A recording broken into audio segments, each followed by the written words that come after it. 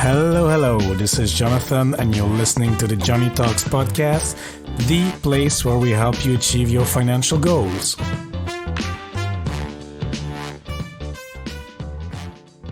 Hola, amigos. Hope you're having a great day wherever you are. And if you're a new listener to the show, special warm welcome to you. I really appreciate you tuning into the show. And if you're a returning listener, welcome back. I appreciate it even more. In today's episode, we will speak to my friend Michelle from Michelle is Money Hungry. We met through the FinCon community and hang out mostly on Twitter these days. Michelle is a fun-driven and passionate online entrepreneur from Denver, Colorado. And in the show notes, I put a video of Casey Neistat, the famous influencer. The video is called Do What You Can't. And I think this is one of the best videos I've seen in a while.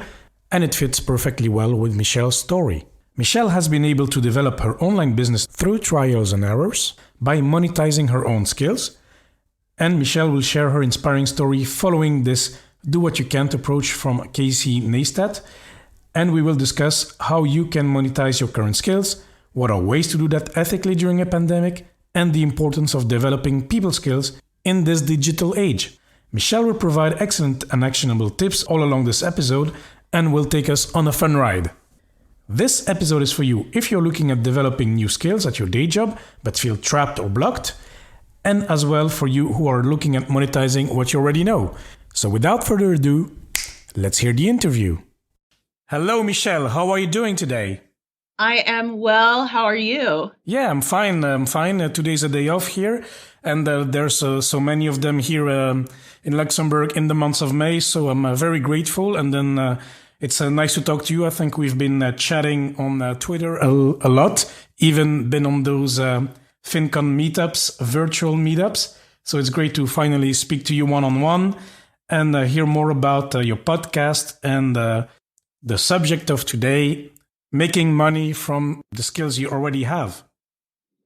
I'm really excited about talking about this subject. It's something I'm very passionate about, and let's get into it. Yes, absolutely. So, Michelle, so you are a podcaster.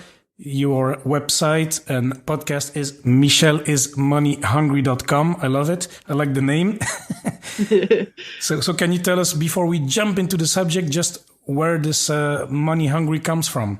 So I used to work at a university for 10 years. I really enjoyed that job. I was very passionate about what I did. I worked with international students. I did primarily immigration, student services. I helped the students who attended the program that I worked with basically everything. So again, immigration, the student events, administrative issues, if they got arrested, like the job was huge. And towards the end of it, I started getting very frustrated. And I should kind of roll back. The reason why I ended up in the job for 10 years was because of the last recession, the Great Recession. So ironically, the plan was I was going to quit my job in 2007. I was going to change my job and do something different. I loved working with the students. They were adults, so they were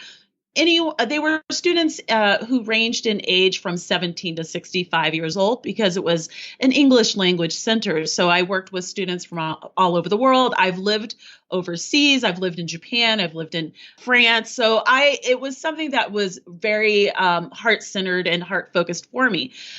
But I started to notice things about working for other people. And some of the things I noticed were that other people could kind of sabotage your progress. They could get in front of the amount of money you could make, things you wanted to try out, stuff like that. So I was starting to notice that more and more.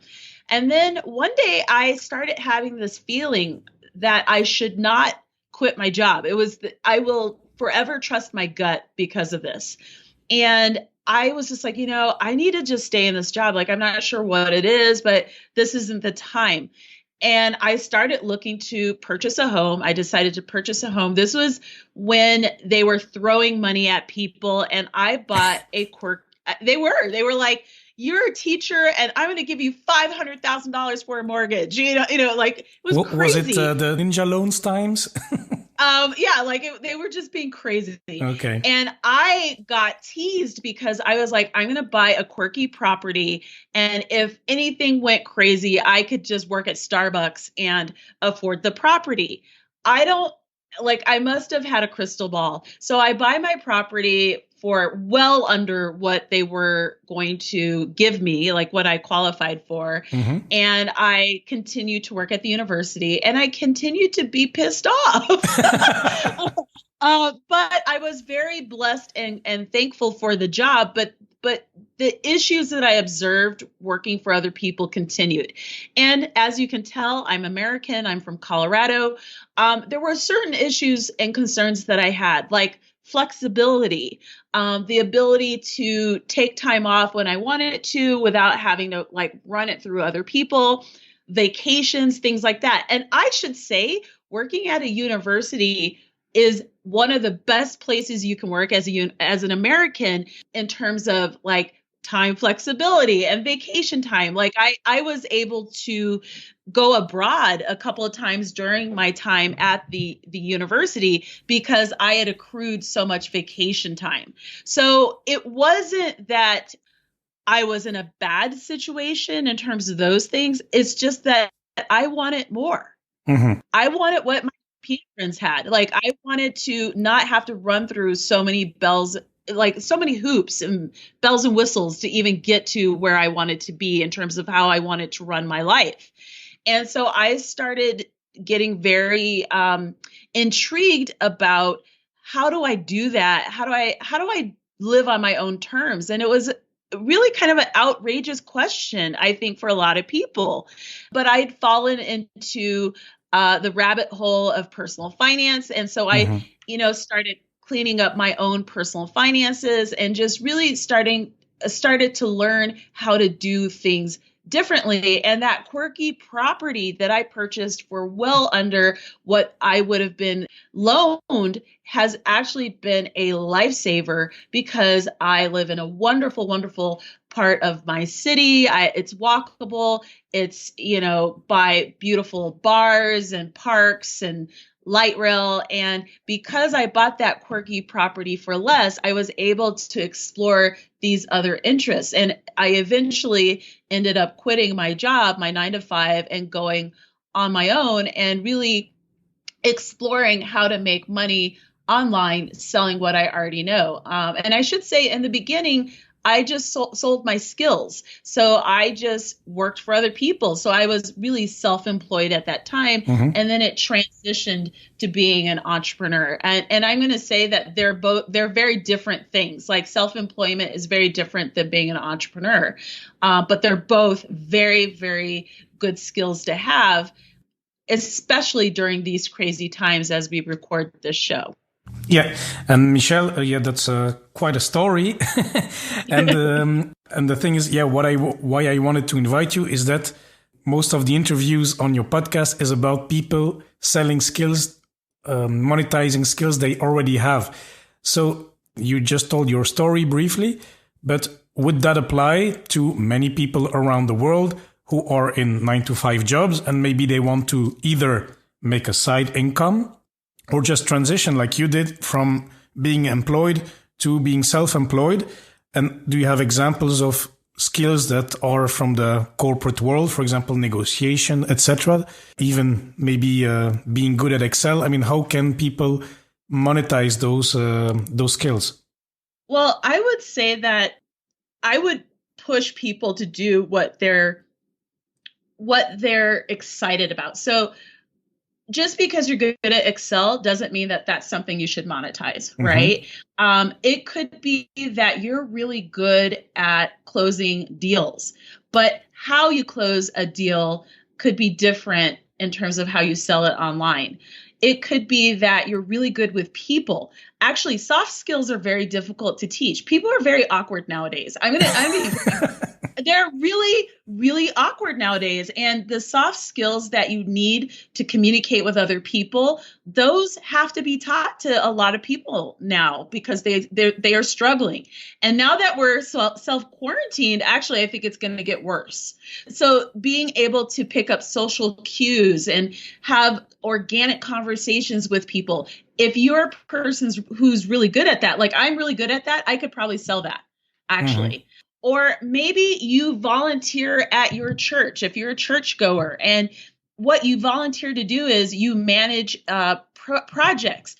And so you sell how to manage those projects, right?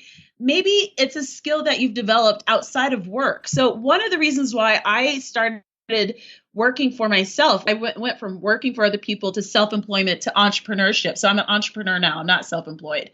But what I would say is one of the reasons why I did that, why I transitioned, was because people at my job kept blocking my ability to grow professionally. And I'm going to give the example of what kept happening.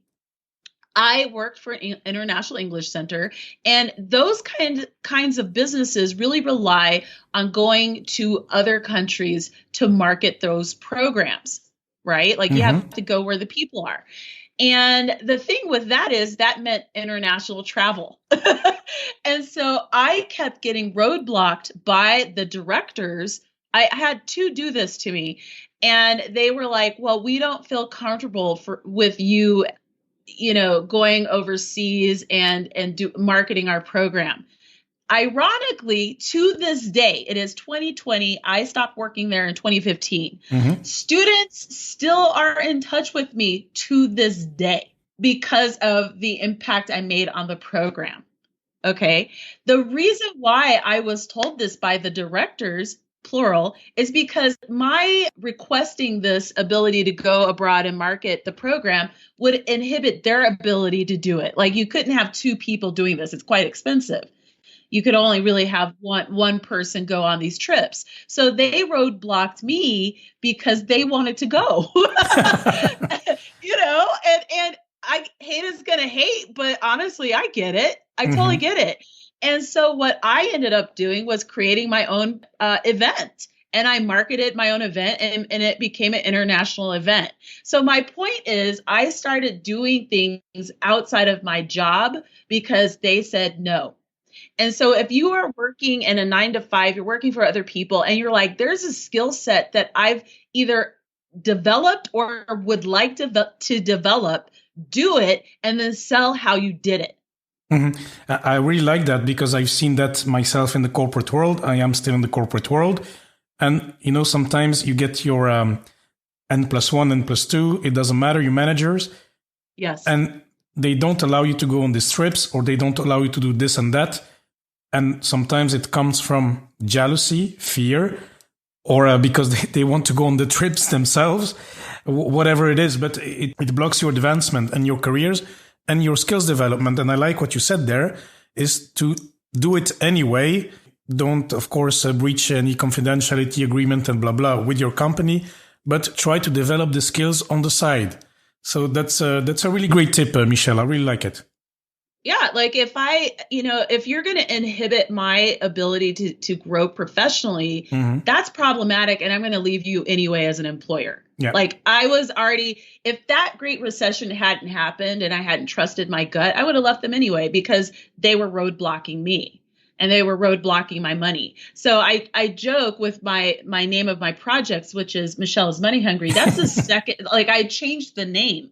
It had been called something else before. And the reason why I changed it was I wanted to give myself permission to feel comfortable with wanting to earn as much as I wanted to earn in the way that I wanted to do it. So it felt very like kind of an aggressive way to say things, but I wanted people to have a reaction. And for some people, you might have a negative reaction like, oh, you're being greedy. And for Americans in particular, we have a lot of weird, like pseudo-religious things connected to money. And so it's funny where people will be like, oh, wow, your project's Michelle is money hungry. And I'm like, yes, it sure is. Because broke sucks, like broke sucks. Like I have the whole Puritan work ethic that we've grown up with in this country. But I'm not going to feel badly because I want to earn more so that I can have a better life for myself, so I can help other people, so I can donate to a charity, that kind of thing. And I learned very quickly throughout my entire career, it wasn't just that job. I just had situations over and over again where other people blocked me. And I just got to the point where I was like, I'm done with that. In case you cannot tell, you might not be able to tell, I'm an African-American woman. And for me, that I felt like that was happening a little too often, where people were roadblocking me. So I was like, screw this, I'm going to do something else. And by the way, it's 2020. We are so fortunate to have technology. If you're not leveraging technology and the growth of what you're doing and the growth of your income, whether it's a tool to manage your finances, whether it's a way to save money, without like painlessly, whether it is to grow your skills, to sell stuff online, you are crazy. If you're under the age of 80, you need to be leveraging technology. One interesting side note, there's a woman here in Denver. I think she's like 76 right now. She's 76.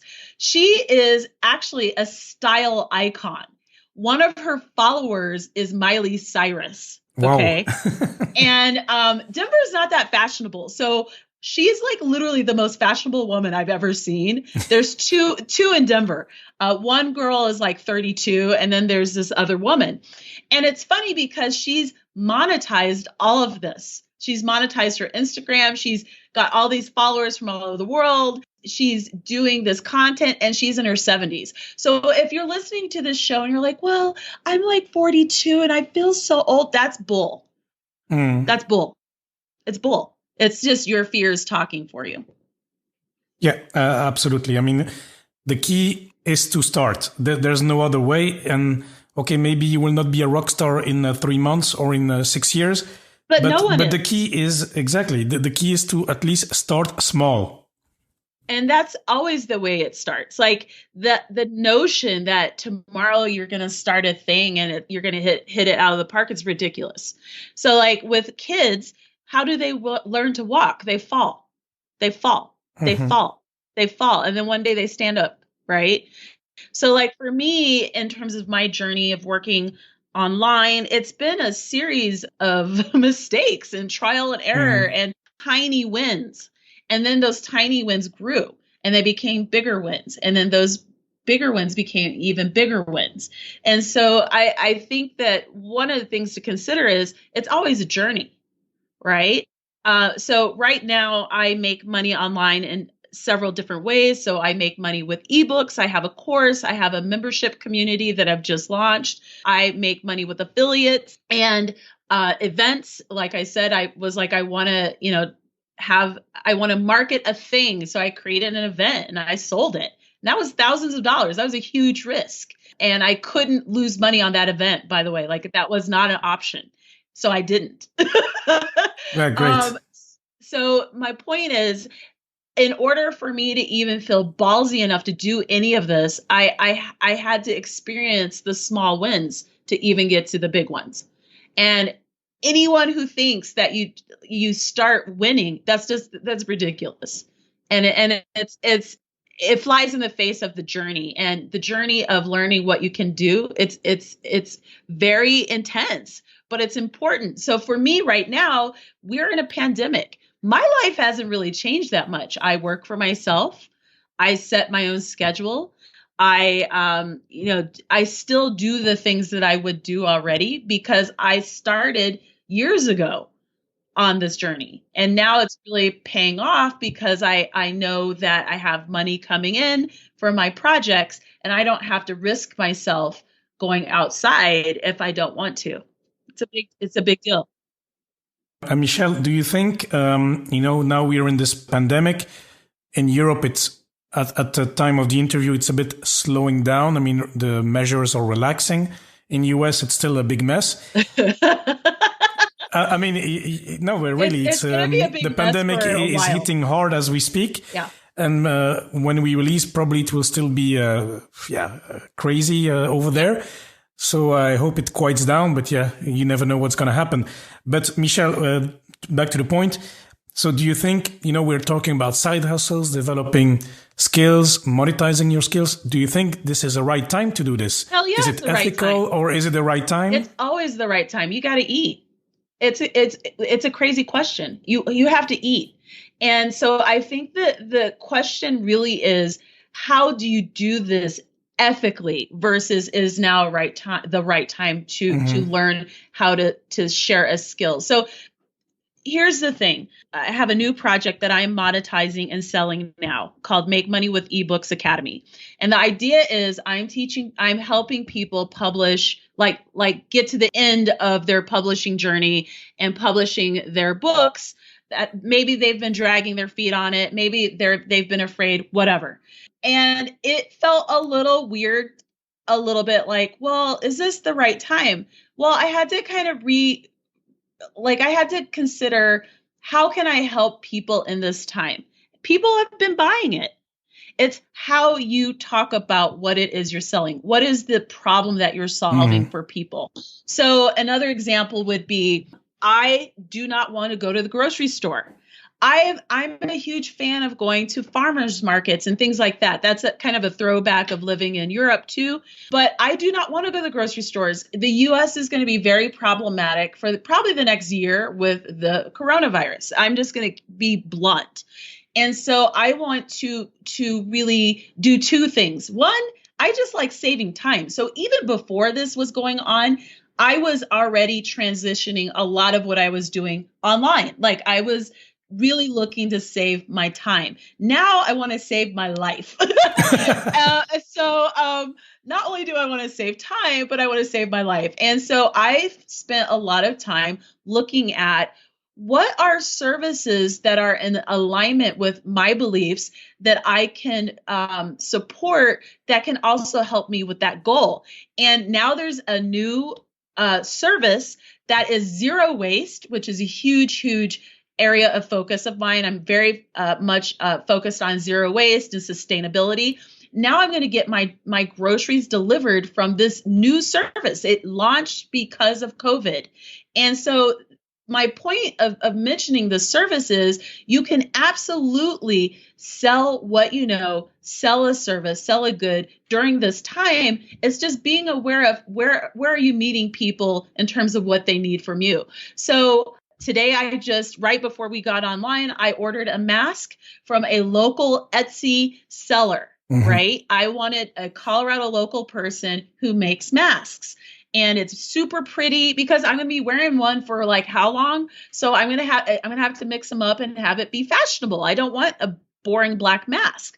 So I looked for a Colorado local maker, and that is a win-win for both of us. It's beautiful. She is here in Colorado. She gets money. Win-win-win. So when you're talking about selling things during chaotic times, there's a couple of things to talk about. One is America has 39 million people who are out of work. So if those 39 million people start selling things that they already know, because they might be delayed in getting their unemployment, they're not necessarily going to get extensions on unemployment. Our president has indicated that he's reluctant to do that. So I can't wait for other people to feed me. You can't, if you're listening to this and you're in the States and you're like, I'm scared, you need to get hustling, period, end of story.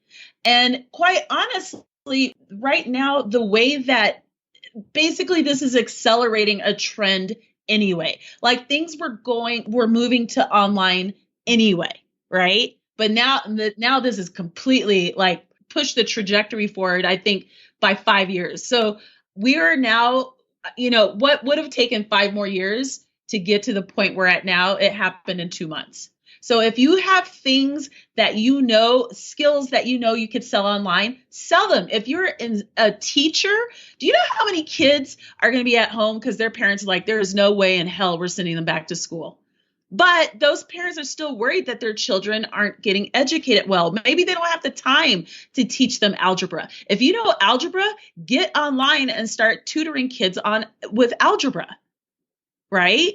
Because there's still I think it's like 327 million Americans. I'm using Americans as the example because I'm American. But if you were to extrapolate that to Europe, how many Europeans are there? How many languages do Europeans speak? I used to live in Paris. Most people spoke a minimum of 2. So if you have skills that you know people need help with right now, get going. Because even $500, 500 euros could make a difference to your a month could make a difference to your bottom line. It can make a difference on a bill. It can make a difference on a mortgage. It can make a difference on your ability to eat that month. It's important. And I think sometimes people, when we talk about making money online, they get these huge, grandiose ideas about, well, $10,000 a month. Usually it's the small amounts that make the biggest difference because it lights up a couple of things. It lights up hope that they can do more. Mm-hmm. It energizes them that they're like, wait a minute, if I could make $50, how can I make 100? It's just a very empowering experience once you get started. And, at this point, my focus is really, of like passive income, like how can I monetize what I know passively? But in order to get to that point, I had to do a lot of stuff online, face to face with people, so it's a progression. Yeah. So sell what you know is my whole, like, I got like all fired up there, but sell what you know. that I like it. Emotions, a bit of ranting, a bit of. I got a rant, man. Of course, why not? And then and what you said at the end here, it reminds me of a few tweets or a few messages from Ramit Sethi. He sells courses. He's been doing that for 10, 15 years. Oh yeah, on how to make hilarious. money, how to find a dream job, etc. And then sometimes he gets messages and he tweets about that, like, okay, will I be able to make $1 million with your course or whatever, or with your book? And then the guy says, start making $100. Yeah, like it was the small amounts that got me lit up, because then I was like, wow, like I made $100. Like I woke up and it came in my my account. Mm-hmm. And so like every single day, I always have passive income that I'm earning. Every day I wake up and there's money coming in. And I understand that I can grow that income, right? The hardest part is the beginning. Yeah, absolutely. I agree. So if you start something new, for the listeners, if you start something new, you try to, teach English to people in France or whatever. It will take time before you start making money. But then once the machine is on and you figure out a bit what works for you, then it will come, huh? Little by little, you improve, and yeah. And I will say, for those of you who are intrigued by this idea of selling what you know online, it's a process. So as an online content creator, one of the things I grappled with and struggled with, and a lot of us do, is what's the mix that's right for me?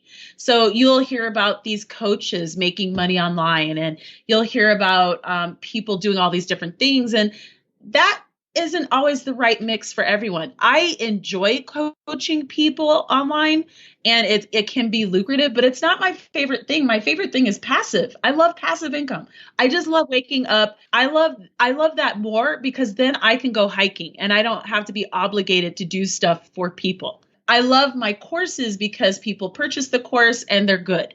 The academy is a little different because that's going to require me to meet with the students a couple times a month. But I actually really love the academy because that's building in predictable income over time. And I actually really, really love talking to the authors in my program. So it lights me up. But I didn't want to build a business where I was facilitating a lot of things for people. And I had to go through a learning process of trial and error to figure out what was good fit for me. So like for me, I love making money with ebooks. I love it. I love my academy. I love my course, which is not available until August at least, so the course is on hold right now because I'm reworking it. I love affiliate income. I can't get enough of it. I don't pay money for clothes because I have affiliate income that covers that. I love getting sponsorships for my podcast or self-sponsoring my podcast. So there's ways that I really enjoy making money, but it took a while for me to figure out what lit me up. I should also mention I run 2 projects. So I run Michelle is Money Hungry, but I also run a project about Colorado called Square State. And I monetize that one a little differently because it's about Colorado. So there's slightly different things that I can do with that. But it's still the same thing. It's like affiliate income, it's sponsorships, it's events, things like that. But it took a while to figure out what would make sense for that project. Mm-hmm. And Michelle, when you started dabbling into those online venues, can you share your biggest mistake and your best tip then for everyone listening? I think, let's see, what's the biggest mistake? I've made so many mistakes. I think the biggest mistake was, I got a lot of really good advice about what to do. I think that a lot of people don't understand how they work at their best. And kind of what I mean by that is everyone works differently. And when you work for yourself, that's a lesson in trial and error. Excuse me. Sorry, I'm still waking up a little bit here. So I had to really learn how I work best. So what that means is I don't work well when I'm working from home, to be honest, because I live in a small place and it can be distracting because I see things that I could be like working on or fixing or cleaning so I learned that lesson the hard way because I was like, I'm not being productive enough. So I had to start going to a coffee shop or to a co-working space so that I could just really do the work in a setting that encouraged productivity. We're in a quarantine. What do I do? So I've been very lucky in that, one, it hasn't been snowing that much in Denver. So I've been able to go to my local coffee shop. No, you cannot go inside. You have to order from outside, but they have a patio, and we have a lot of patios. It's like a huge patio culture here. Okay. And so I've been able to sit at the patio and work like I normally would at this time of year. So that's been helpful for me because I'm able to leave my house, get fresh air, and work the way that I normally would as it gets warmer here. And that's been huge. The other mistake that I made was not understanding my workflow. So for other people, maybe they can knock out like 55 things in a day. I don't want to work like that. I didn't quit my job so that I could work like a robot. Like that's not how I work. So I just had to understand my productivity and what works best for me and how I can focus. So I had to learn how to set a lot of boundaries. So for example, if someone emails me over the weekend, I don't respond. A lot of online content creators and people who work for themselves in a bricks and mortar, honestly, they're always available to people. And I will not do that. Nope.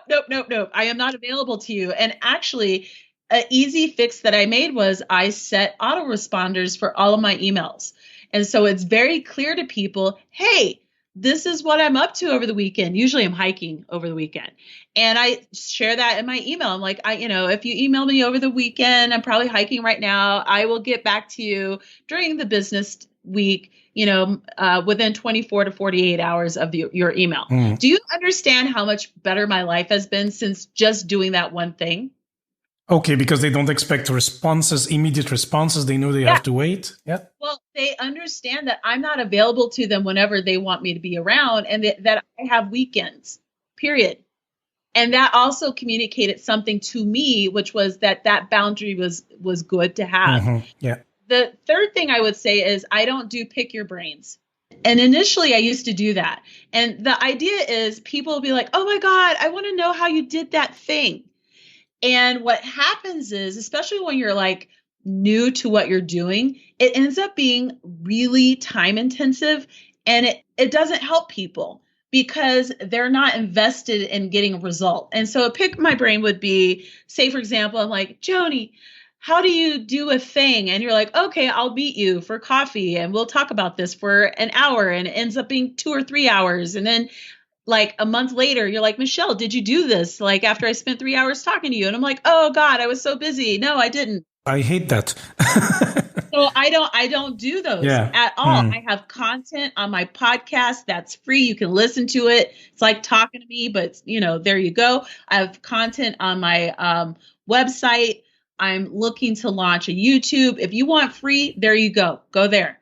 But my time is not free. No. Yeah, no, yeah, absolutely. I agree because I talked to one person and this person says, "Oh yeah, let's talk. Let's try to collaborate." I'm like, "Okay, well, No. where do you want to go?" And then it's like, "Yeah, I'd like to do this and that." I'm like, "Okay, come when you have a clear idea."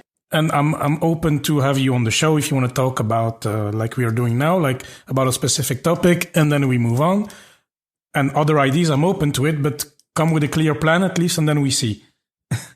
Yeah, like I am very, very aggressive about it. And I'm known for this. Like I don't do it. And it's easier, like the more you set that boundary, the easier it is to communicate it. And people are like, wow, like you're serious. I'm like, yeah, I'm serious because I gotta make money. I don't have time for that.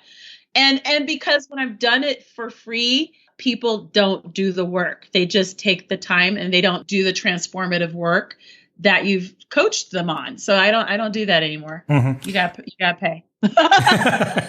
No, but you're right. I agree with that. Especially as an entrepreneur or as a, it's your activity. It's your main activity. So people should respect that and understand that. And then Michelle, I have a question because, okay, you live in Colorado. You're American. When I hear you, I hear like the American attitude. In Europe, we have this image of America. Everything is yes, you should hustle, you should work hard. Work is will give you more money, more freedom. I like that approach. It works, but it's not always in Europe, depending on the country where you live in. Sometimes we look at this here and we say, yeah, but it's American. Yeah, they're crazy. And, it's different attitude. And since you've been living abroad, okay, especially in France and in Japan, as you mentioned, how was your feeling?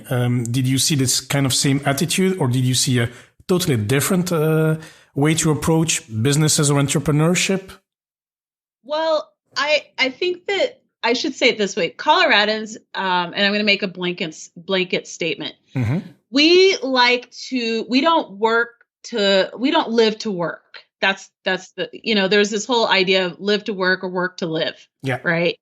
We don't live to work. Like we're very culturally as Coloradans, like I can't say for all of the US, but I can very comfortably say Coloradans are very protective of their time and the way they want to live. And we want to enjoy the outdoors and we want to go to sporting events and we want to enjoy our patio life. So I'm fortunate in that the way that I'm structuring my business is very much something that people understand here in my state.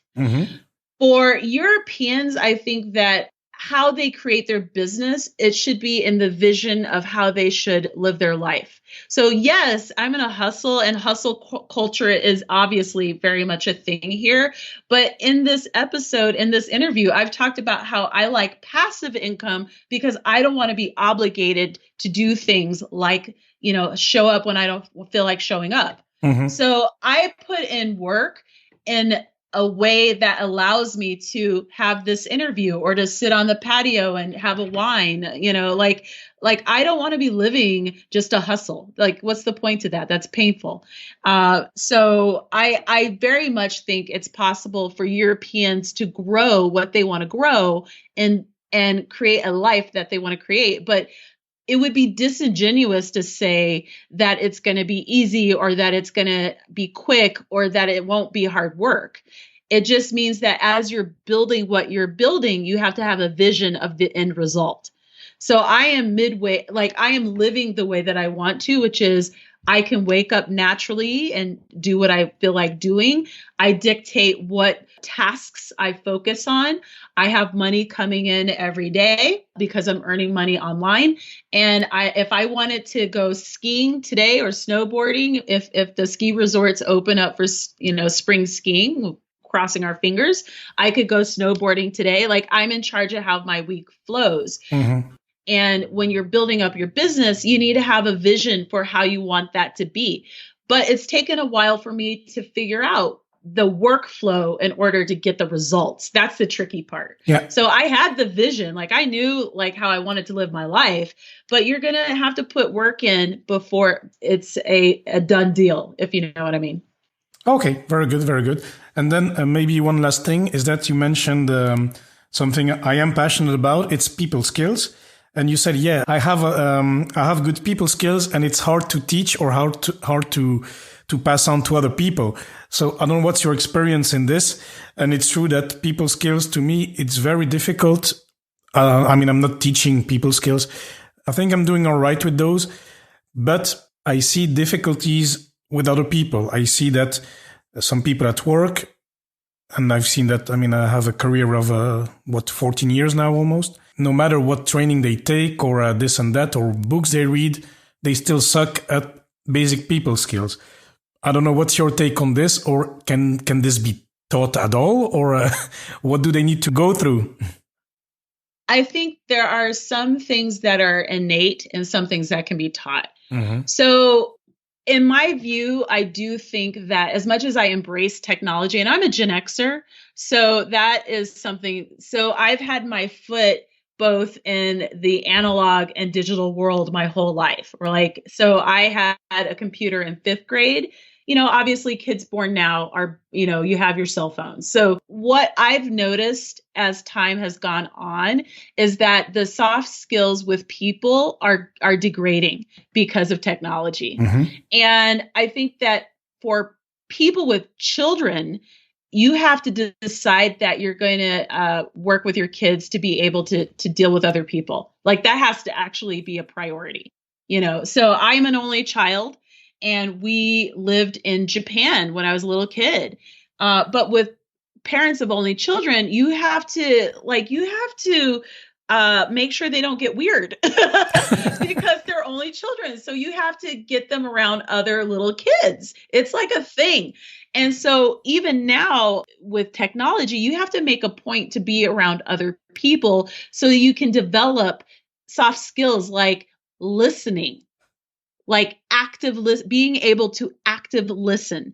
That plays out in your relationships when you're dating or when you're working with people or what have you, like really being able to hear what people are saying, what's upsetting them, what excites them, what presence they want. Like just the active listening alone, I think is a huge skill that people should be working on. Intuition actually is a huge one. Like really understanding when you're around people, who's a good person, who's a bad person for you. Mm-hmm. So I am very good at figuring out who I should not be around or who's a scary person, right? Like listening to myself because I'm getting a vibe off of other people. Just being able to have conversations. I'm a person who I've never met a stranger. Clearly, I'm an extrovert, but there are a lot of awkward extroverts, right? Well, yeah. But there are a lot of awkward extroverts, right? Just like there are a lot of awkward introverts. So just the ability to make conversation with people that you know, like little things like that. People are really struggling with it. And I notice it because it's gotten very bad.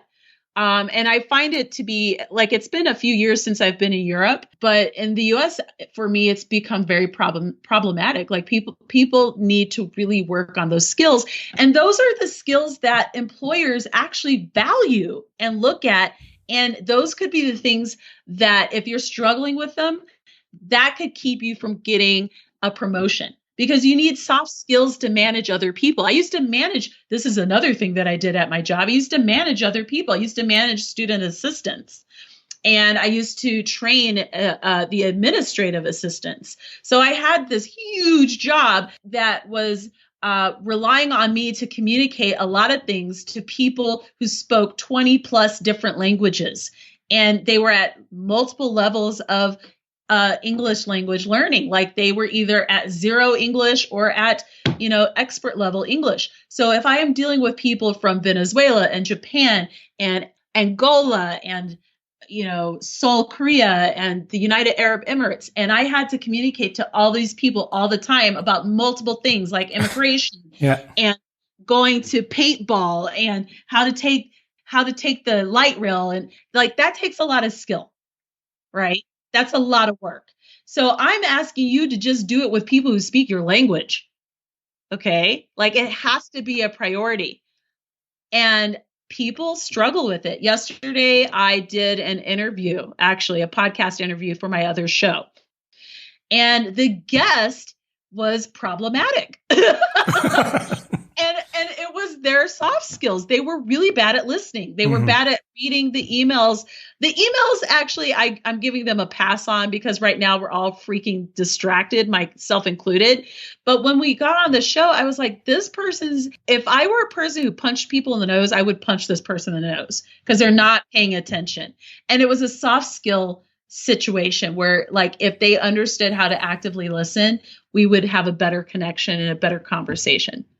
Yeah, and I was just gonna say, well, I've been podcasting since last year, last summer, let's say, and I think that with each interview, I make it a practice to shut off the phone and just really to focus on the guest. I mean, to me, I have no other choice because that's what I need to do. We need to be able to talk and listen to each other undistracted, and that's right. Something I've noticed in the recent conversations that, well. Actually, I had a great conversation with Michelle, with some other guests. It's great. And actually, in the daily life, in your daily activities, how many times do you have like 1 hour or 40 minutes talking to a person, really only focusing on the conversation? It's not. Exactly. It doesn't happen that much anymore these days. Exactly. And for me, one of the things that is a priority is having time to do that. So my priority is to, like, what drives me to do what I do online is because I want to have the time to have conversations without distraction. I want to have the time to go hiking with my friends. And when I go hiking with my friends, like, sometimes we're going, like, the last really big hike that I did before winter, we met at 6 a.m. So I left my house at 4, drove into the mountains, got there at 6. We hiked until 4. So it was like a huge day. And we, obviously we talked the whole time. And then there were times when we were quiet and in our thoughts. And to this day, like, one of the best hiking experiences ever. But my point is, everything I do is so that I can really deepen my connections with other people and foster that interaction, because it's so important. It's so important, and we're really losing it. And I say this as a person who loves technology, and I love how I save time, and I love that I'm buying stuff online, and I love all of that, but I love it so I can facilitate these other things that are much more important to me, which is time with people. Yeah, I think there's something. It's a long time I have read it, but there's something in the 7 Habits of Covey. It's something about communicating slowly will actually give faster results or something like this. Sorry to butcher it, but it's something like this. So take the time, but the principle is take the time to communicate. Actually, it will make things go faster.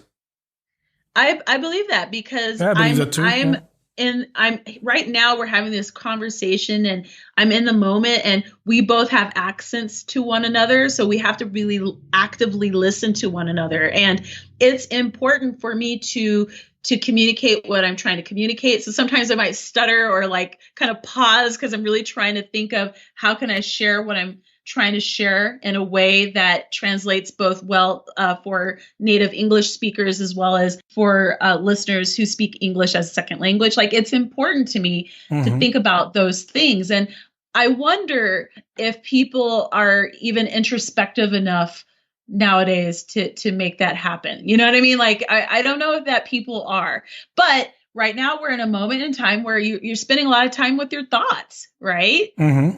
I'm self-quarantined at home by myself, and it's interesting because I spend a lot of time kind of thinking about things. And I think these are some of the things to think about. Like, how do I communicate? How do I share what I want to share? How do I show that I care for other people? How do I help other people so that they can win? How can I help people who right now are really freaking terrified because this is a scary moment? And it is very clear that what is happening in the US is going to be, each country is unique, but we've got some challenges with 30 plus million people unemployed. This is a very intense moment for us in my country. And so I think it's important for me to really be present in the conversations and the moments that I'm sharing with other people. I can't drop the ball now. Mm-hmm. Yeah, absolutely. Okay, very good, Michelle. Thank you for sharing your thoughts, your excellent tips on how to get started with selling your skills that you already have, monetizing the skills you already have. I really appreciated your energy, your emotions. I think it was a great conversation, so thank you. And before we head off, we always have our 3 quick fire questions at the end of the show. So, Michelle, question number 1, what is the best investment you have ever made? I would say my education. Anything related to education. So anything that helps me to improve what I'm doing is always a good investment. Obviously, I paid too much for college, like most Americans, but I still am very thankful for my education. And I definitely do use it. Interestingly enough. But yeah, I way overpaid for certain parts of my education, but anything that I do to expand my skills, to learn a new language. I've learned both Spanish and French. Do not speak to me in French right now because I haven't spoken in a while. It's always been worth the money. Always. Mm-hmm. Donc, la question numéro 2. Donc, Oh, that's ruthless. Don't even. Okay. God. No worries. I'll stop. But yeah, if you say I speak French.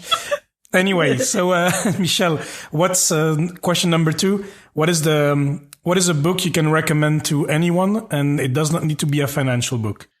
I am book obsessed. There's a reason why I have a course and an academy called Make Money with Ebooks. Okay. So I love books.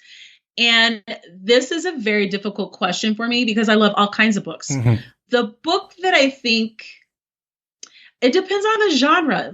So I love the entire Harry Potter series. I love Paulo Coelho. I love, there's just so many books. I was thinking of a book that was written by a freed woman, which is an African who was freed, or who was free, named Phyllis Whitley. And it's a very, you know what, I'm going to type because I have my laptop here. That book is actually one of my favorite books. I want to reread it, actually. Mm-hmm. And she was a freed woman in America, and she wrote a book of poetry. And I remember reading this book. And she was, alive in the 1700s. So she was born in 1753, died in 1784. And I always remember that book. I was gifted a book my senior year for high school graduation from my high school English teacher. So we had advanced level English, and she gave me a book called Sacagawea, about Sacagawea, who was the Indian woman who went with Lewis and Clark, who helped them discover the Western United States. I love that book. I might have to reread that book. It's like a 1,000-page book, by the way. It's a huge book. Wow. And it's a fiction book, but it was an amazing, amazing, amazing read. So there are a number of pieces of literature out there that I love. The autobiography of Malcolm X, but they resonate with different points in my life, and so that's a very difficult question to answer. Yeah, I see. Too many choices, I want too many all books. The books, man. Yes, there's not, I'm one of those people. They're the other reason why I like passive income. I get more time to read. I read every day. Oh, that's great. Yeah, I could read a regular nonfiction or romance. Love it, love it, love it, love it. Okay, excellent. And then, Michelle, last question, last quick fire question. What is the best purchase you've made for under $100? That was a hard one. I think it depends on the moment in time.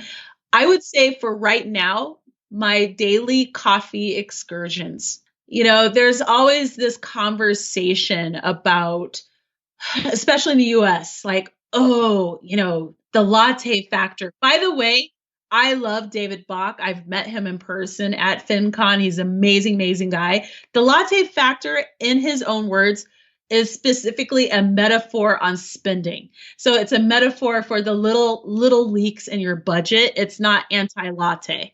So I love going for a nice latte and sitting on my patio. I've been doing it every day when the weather's been good, and the weather's been weirdly really nice for the last, month or so. And just chit-chatting with the other people on the patio and having conversations about life and, the coronavirus and politics and money, and it's just been wonderful. And petting puppies because I'm out there on the patio. When we get off this call, I'm going to go to my quote unquote coffee bar and I'm going to get on a Zoom meeting at 12 o'clock and I'm going to have a glass of wine or a mimosa and I'm going to enjoy every second of it because You know what? Life is short. Okay. And I'm going to enjoy that mimosa. I'm going to get lit and enjoy it. And that's going to be a wonderful $12 that I spend because alcohol is expensive here. And that's fine. That's fine. And by the way, I do have champagne in my refrigerator right now. So I could crack that open, but I don't feel like it. I want to go outside and get some fresh air. And it's worth the money. It's totally fine. Great. I like those little pleasures as well. A coffee or just a glass of wine and enjoying it. Yes. So it doesn't cost that much in the grand scheme of things. It's just small pleasures. And Michelle, now how can people connect with you? Where can they find you actually? So please do check out my website, Michelle is Money Hungry. It also has the link to the podcast, Michelle is Money Hungry, which is on Stitcher, Apple Podcast, iTunes. You can also follow me on Instagram at Michelle is Money Hungry, on Twitter, which I'm pretty active on as well, at Mitch Loves Money. I'll share the links with John, before the show notes go live. And if you are looking to start your first ebook, definitely check out my academy, michelleismoneyhungry.com/academy. And then for those of you who are like, well, wow, like now is the time to start my first podcast or to write my first book or blog or whatever it is, I have a toolkit that I've created called Do It Ugly, and it walks you through how to do it for free or for super, super cheap. And you can text the phrase money hungry to 66866. If you're here in the United States, you text money hungry to 66866. If you're overseas, you can you can go to the following link, which is michelleismoneyhungry.com/do it ugly, and you can get access to it there. Okay, excellent. I'll link everything up in the show notes anyway, so people can find all the data and then they can get connected with Michelle and hear her funny stories, hear her great episodes on how to develop, monetize their skills as well. So that's great. So Michelle, once again, thanks for coming on the show. It was a pleasure. Thank you so much. Sorry if I slurred my words a little bit. I feel like I need that coffee before I get the mimosa. No I'm worries. still waking up. Yeah, it was really fun to talk to Michelle and have this undistracted conversation. So I hope you enjoyed this episode and that you learned something from it as well. And before we close, here are the key takeaways for today. Number 1, whatever skill you want to develop, do what you can do, like in Casey Neistat's video. Do it anyways, whether at your day job or outside of your day job. Don't let others block your progress. That's the message. Number 2, on monetizing skills, do what you're excited about, not necessarily what you're good at. Next, develop a skill set and then sell how you did it, how you acquired that skill set. And then, leverage technology. According to Michelle, there's no excuse if you're below 80. So no excuses, amigos. Number 3, selling skills ethically during a pandemic. Well, as Michelle said, you gotta eat. So you gotta make money, you gotta survive. A good way to do that in a pandemic or in a crisis in general is to help people with their needs. So help them saving time with grocery shopping, make custom-made Masks, for example, there are services and products which people need, which people want in these times as well. So this is a way to try to make money ethically.